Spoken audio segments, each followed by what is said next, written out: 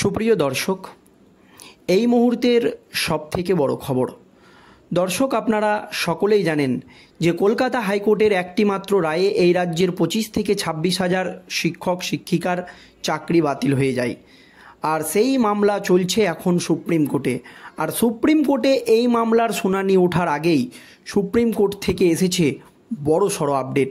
কি আপডেট এসেছে এক্স্যাক্টলি ডিটেলসে আজকের এই প্রতিবেদনে আপনাদেরকে জানাবো। দর্শক, খুবই গুরুত্বপূর্ণ প্রতিবেদন, আপনাদের সকলকে শেষ পর্যন্ত দেখার অনুরোধ রইল।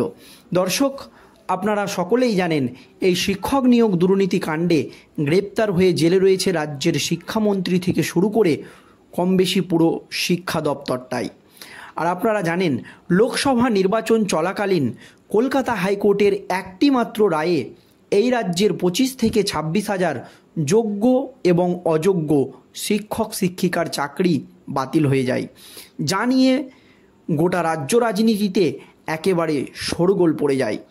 এই আবহে কলকাতা হাইকোর্টের বিচারপতিদের যুক্তি ছিল যে রাজ্য সরকার হাইকোর্টে যোগ্য এবং অযোগ্যদের তালিকা তুলে দেয়নি, সেই জন্য তারা বাধ্য হয়ে সমস্ত প্যানেলটাই বাতিল করে দিয়েছে। তারপরই কলকাতা হাইকোর্টের রায় মুখ্যমন্ত্রী মমতা বন্দ্যোপাধ্যায় এবং স্কুল সার্ভিস কমিশনের, এছাড়াও রাজ্য সরকারের এবং একাধিক শিক্ষা সংগঠনের পছন্দ না হওয়ায় তারা সরাসরি সুপ্রিম কোর্টের দ্বারস্থ হয়। এরপরেই এখানে আসল খেলাটা শুরু হয়। দর্শক, তারপরে কলকাতা হাইকোর্টের এই রায়ের ওপরে স্থগিতাদেশ দিয়ে দেয় সুপ্রিম কোর্টের প্রধান বিচারপতির নেতৃত্বাধীন ডিভিশন বেঞ্চ।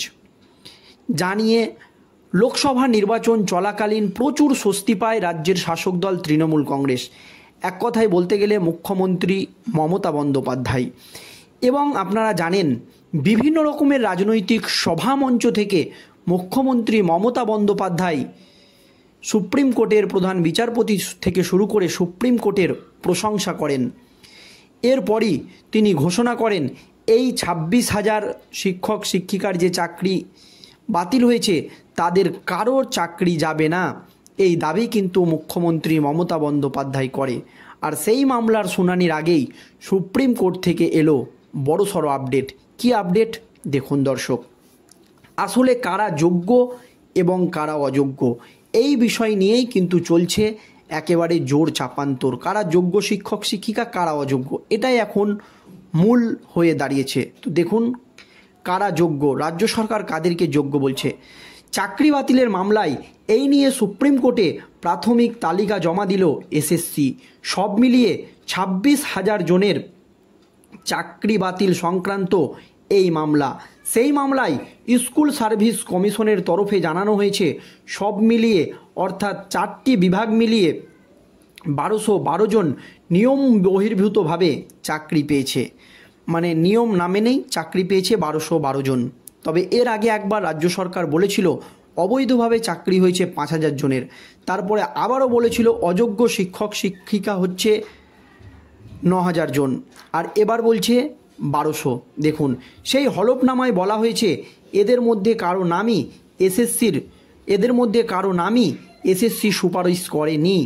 4টি বিভাগ কোথায় কতজন অযোগ্য তার তালিকা তুলে ধরা হয়েছে এসএসসির তরফে। সব মিলিয়ে এই যে 1212 জনের নিয়োগে অনিয়ম, তাদের নাম, রোল নম্বর সহ সমস্ত প্রয়োজনীয় তথ্য সুপ্রিম কোর্টে জানিয়ে দিয়েছে এসএসসি। এবার সুপ্রিম কোর্ট এই হলফনামার পরিপ্রেক্ষিতেই কি পদক্ষেপ নেয় সেটাই দেখার মনে করছে অনেকেই।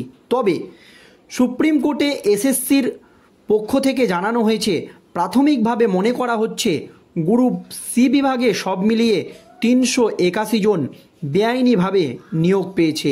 এর মধ্যে কতজন মেধা তালিকায় যোগ্যদের বঞ্চিত করেছেন তার তালিকাও প্রকাশ করা হয়েছে।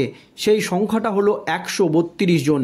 সেই সঙ্গে হলফনামায় উল্লেখ করা হয়েছে প্যানেলের বাইরে থেকে সব মিলিয়ে 249 জন চাকরি পেয়েছেন।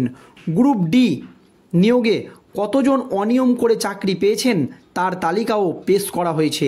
সেখানে বলা হয়েছে গ্রুপ ডি কর্মী নিয়োগে সব মিলিয়ে অনিয়ম করে চাকরি পেয়েছে 608 জন। সেই সঙ্গে প্যানেলের নাম থাকা সত্ত্বেও চাকরি পেয়েছে 331 জন। সেই সঙ্গেই 237 জনকে মেধা তালিকায় এগিয়ে রাখা হয়েছিল, তাদেরকেও অবৈধভাবে চাকরি পাইয়ে দেওয়া হয়েছে। দর্শক, এইদিকে নবম ও দশম শ্রেণীতে প্যানেলের বাইরে থেকে ও কিছু জনকে মেধা তালিকায় উলটপালট করে নিয়োগ করা হয়েছে। সব মিলিয়ে নবম ও দশম শ্রেণীর নিয়োগের ক্ষেত্রে 185 জনের বেআইনিভাবে চাকরি হয়েছে। তার মধ্যে 74 জনকে প্যানেলের তালিকায় উলটপালট করা হয়েছে, আর 111 জনকে প্যানেলের বাইরে থেকে নিয়োগ করা হয়েছে। সব মিলিয়ে পর্ষদের পক্ষ থেকে জানানো হয়েছে এসএসসির সুপারিশের ভিত্তিতেই তাদের নিয়োগ করা হয়েছে। সবটাই এসএসসির সুপারিশের ভিত্তিতে, তারা নিজেই কিছুই করেনি। আর এসএসসি হলফনামা দিয়ে জানিয়েছে সুপারিশ ছাড়া নিয়োগ করা হয়েছে। এইদিকে এসএসসির মামলায় সব মিলিয়ে 26,000 জনের চাকরি বাতিলের নির্দেশের ঘটনায় কার্যত আকাশ ভেঙে পড়েছিল অনেকের মাথায়। তবে শেষ পর্যন্ত এখনও তারা চাকরি করছেন। তবে এবার চাকরিরতদের মধ্যেই প্রকৃত অযোগ্য কারা, তারই তালিকা সুপ্রিম কোর্টে জমা দিল এসএসসি। তবে এই তালিকা নিয়ে সংশয় এখনও রয়েছে। দর্শক, তবে মুখ্যমন্ত্রী মমতা বন্দ্যোপাধ্যায় বিভিন্ন রাজনৈতিক সভামঞ্চ থেকে বারবার কিন্তু দাবি করে এসছে যে এই 26,000 শিক্ষক শিক্ষিকার যে চাকরি বাতিল হয়েছে তাদের কারোর চাকরি যাবে না। আর দর্শক, আপনারা সকলেই জানেন এই শিক্ষক নিয়োগ দুর্নীতি থেকে শুরু করে একাধিক দুর্নীতির মামলা কিন্তু সুপ্রিম কোর্টে চলছে। গরু পাচার থেকে শুরু করে রেশন দুর্নীতি, এমনকি ডিএ মামলা। তবে কলকাতা হাইকোর্টের বিচারপতিরা যেভাবে রাজ্য সরকারের বিপক্ষে একের পর এক রায় দিয়েছে এবং সমস্ত মামলা নিয়ে সুপ্রিম কোর্টের দ্বারস্থ হয়েছেন রাজ্য সরকার, এক কথায় বলতে গেলে মমতা সরকার, এবং সুপ্রিম কোর্টের প্রধান বিচারপতির নেতৃত্বাধীন ডিভিশন বেঞ্চে একাধিক মামলায় কিন্তু রাজ্য সরকার জয়ী হয়েছে বা রাজ্য সরকার স্বস্তি পেয়েছে।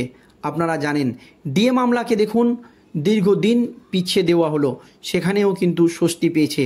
জানিয়ে সুপ্রিম কোর্টের প্রধান বিচারপতির নেতৃত্বাধীন ডিভিশন বেঞ্চ এর এই যে কার্যকারিতা বা ডিএ মামলাকে দীর্ঘদিন পিছিয়ে দেওয়া, এই নিয়ে কিন্তু সুপ্রিম কোর্টের যে নিরপেক্ষতা সেটা নিয়ে অনেকেই প্রশ্নও তুলেছে।